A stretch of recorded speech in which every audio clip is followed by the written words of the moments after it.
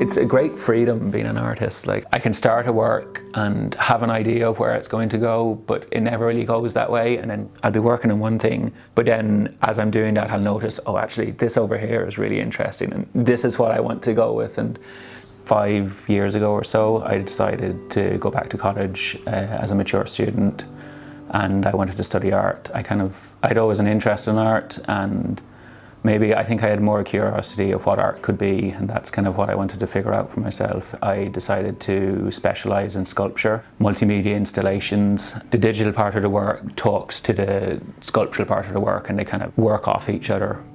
I was shortlisted for the RDS Visual Arts Award, where I was joint winner of the RC Lewis Crosby Award. I'm quite interested in gadget cameras, so I have this it's called an endoscopic camera, a small camera on the end, and it has a long wire so I can push it into an object or down a vent. What I'll do is generally, if I take lots of photos or videos, I'll put them in one file, or I'll print off all the photos, and then I'll go back looking over and trying to decipher really what I was interested in and what I was looking at.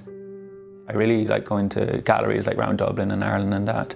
I immediately know if I like a work, because I kind of get that feeling I'm like, oh, this is good, or and I want to go over and investigate it. So I think I'm trying to reproduce that feeling of that kind of excitement. I think when I was a child as well, I liked gadgets a lot, like just having a digital watch. It's an everyday thing, but maybe I can imagine it to do something else. I think when someone sees it, I want them to be like, I recognize that, but I don't know what it's doing. Or another kind of camera I like to use is a 360 camera. So it has two lenses either side, and then it stitches together. So it's kind of like one ball, it takes a picture. I wanted it to have this feeling of just the earth slowly moving, and it was this kind of almost meditative, you could just sit there and watch it. I was lucky enough to be part of a commission with the doc. The first one was Forest 2020. It was from around my house in Cavan. The whole back area is covered in forestry, and I'd always kind of played in it as a child because it was great for imagination. And this last time when I had gone home, it had been cut down by the forestry. I was kind of standing in the middle, and it was this big vast open space. It was completely changed. I wanted to capture that kind of almost post-apocalyptic, from an area where it used to be dark and full of imagination. It was now just felt really empty. The second one, I called it Coal. And lots of my works, I kind of just call them what they are, because sometimes they turn out to be looking quite different.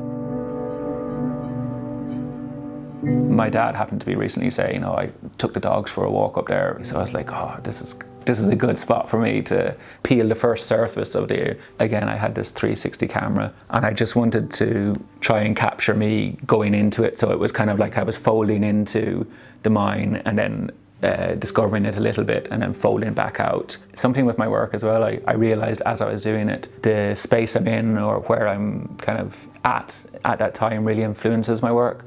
So when I'm at home in Cavan or Leitrim and that, it's these wide open spaces and kind of this vastness, but then when I'm in Dublin, it's the interior of objects or my apartment block I'm really interested in. I'd been kind of taking pictures of concrete. I was interested in how it starts off as this really flowing liquid material, and it's this solid material that is used everywhere. And I just got a cavity block and put the camera inside the block. And I'd always had an interest in projection mapping, and by the end of it, I was kind of really able to project this concrete flowing down the side of my apartment block. The projection mapping, I feel like I just touched the surface of it. It's something I really am interested in evolving. I love that feeling when a work is finished and I stand back from it. I know it's finished because I'm really satisfied. It's doing what I kind of wanted it to do. An aesthetic value is really important to me. I want, when someone walks into a gallery or a space, their eye to kind of be drawn to it, and they start to look at it more and spend more time with it.